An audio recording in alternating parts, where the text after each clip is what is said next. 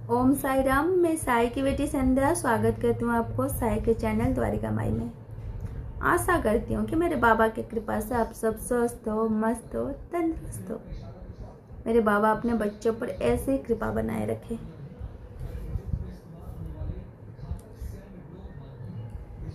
हम बाबा को नहीं, बाबा हमें चुने हैं। क्यों चुने हैं? पहले बाबा हमारी परीक्षा लेते हैं, हमारी सबूरी की।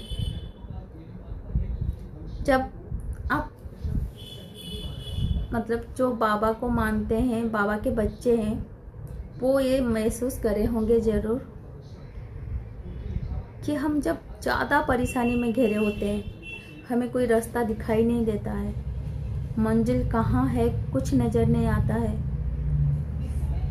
दर बदर भटकते रहते हैं, तब बाबा हमें अपने शरण में लेते हैं। मैं खुद 12 साल से बाबा की स्वरूप को पूजा करती थी, पर बाबा, मुझे इतनी जानकारी नहीं थी बाबा के बारे में।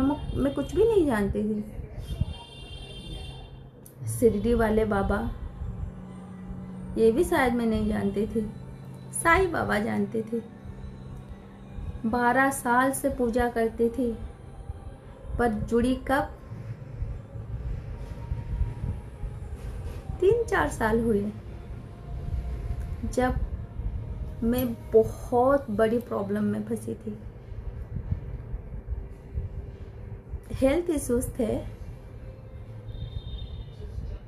पता नहीं, शायद ये भी बाबा की कोई लीला हो। बाबा शायद मेरी सबूरी का परीक्षा लेना चाहते थे। तो जब उस प्रॉब्लम में मैं फंसी, उस दर्द से मैं गुजरी,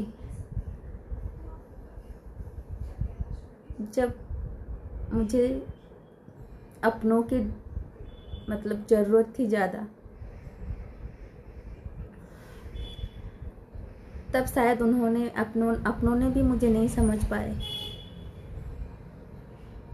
हो सकता है उनकी जगह होकर मैं भी ऐसी करती, क्योंकि मेरा दर्द ही ऐसा था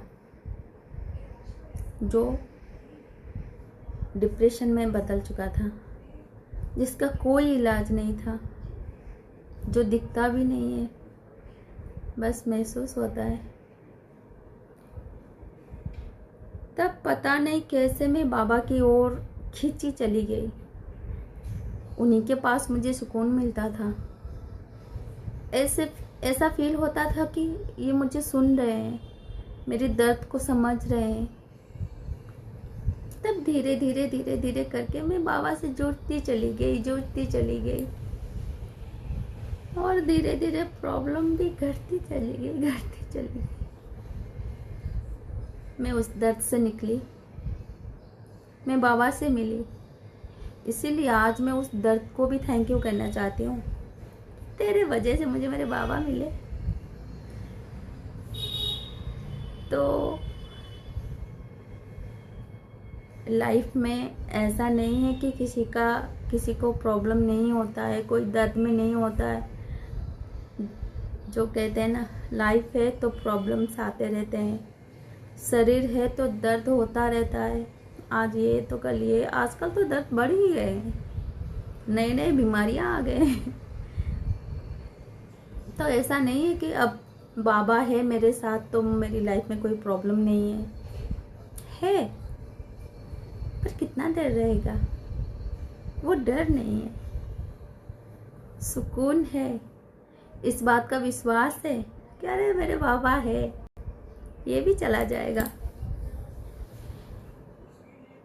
तो जब मालिक तुझे थाम ले, तेरे सर पर मालिक का हाथ हो, तो किस बात का डर है ना?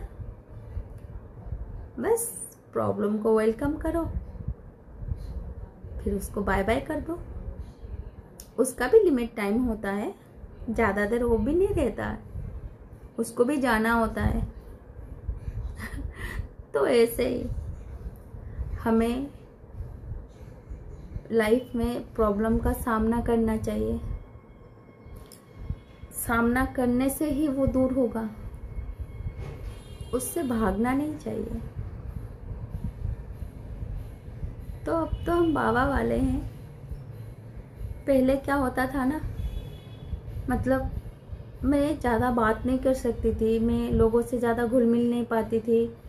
हमेशा मन में एक डर रहता था कि अरे क्या बोल दूँ, क्या लोग समझेंगे, कुछ गलत तो नहीं बोल दूँगी, कैसे बात करनी है। कहीं बाहर जाती थी तो उसका भी डर था, कोई साथ ना हो तो मैं अकेली कभी बाहर नहीं जाती थी। तब मेरे बाबा के हाथ मेरे सर पर आए। अब मुझे लोगों से मिलना अच्छा लगता है, मेरे बाबा का चर्चा करना अच्छा लगता है, बाहर घूमना भी अच्छा लगता है, कभी कभी खुद के साथ अकेले में मेरे बाबा के साथ बातें करना भी अच्छा लगता है। वो डर, वो जो बिन बात का डर बैठ गया था ना मेरे मन में, वो निकल गया।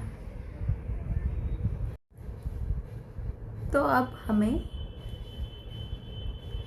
अपने भगवान से ही नहीं बोलना है कि बाबा कितनी बड़ी परेशानी दे दिए, कितना बड़ा प्रॉब्लम है, बल्कि उस प्रॉब्लम से बोलना है कि हमारे बाबा कितने बड़े हैं। तो ऐसे में क्या होता है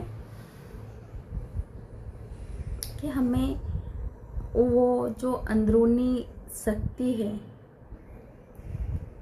हमें लड़ने की ताकत जहाँ से मिलती है वो हमें मिल जाता है, क्योंकि हमारा विश्वास है, हमारा आस्था है कि वो हमें कहीं गिरने नहीं देगा। जिसने हमें थामा है वो हमें कहीं गिरने नहीं देगा, वो संभाल ही लेगा। बाकी लड़ाई का है, जो प्रॉब्लम को फेस करना है वो तो कर ही सकते हैं। ऐसा होता है ना, जब हम मेले में जाते हैं तो अगर कोई बड़ा हमारा हाथ थाम ले तो कोई डर नहीं लगता है, चाहे जितना भीड़ हो, हमें गुम होने की डर नहीं रहता है। ऐसे ही इस दुनिया के भीड़ में जब उसने हमें थाम लिया, जब मेरे बाबा का हाथ मेरे सर पर है, तो हमें डर किस बात की।